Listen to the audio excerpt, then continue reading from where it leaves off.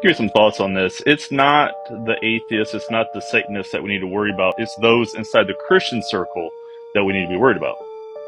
It's the transformation of Christians, of the Christian faith, of those inside the Christian circle that should be the focus, not the conversion of those outside of it.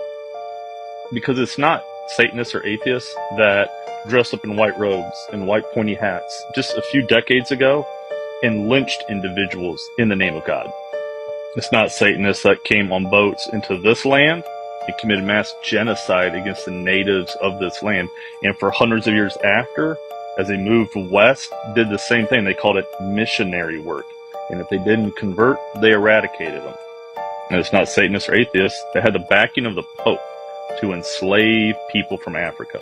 Right? The theology was that the darker the skin, the deeper the sin, and that the only thing that they were going to be useful for because they were too savage was to be enslaved. And today, it's not the atheists and it's not the Satanists that are representing us in government, that are standing from pulpits, who are asking for the elimination of people in the LGBTQIA plus community. That's white Christian men.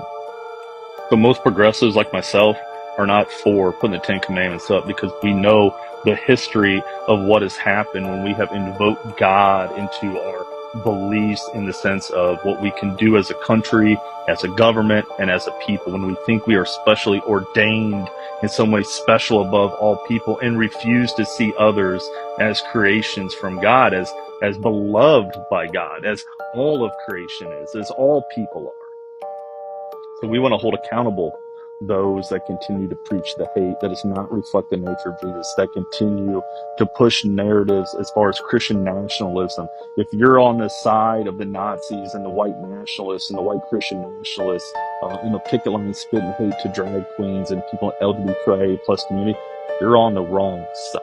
And people like myself are going to continue to speak up and call out and do what we can as allies to try to bring change inside of our Christian circles, inside of our churches. So it's not the Satanists, it's not the atheists that we have to fear.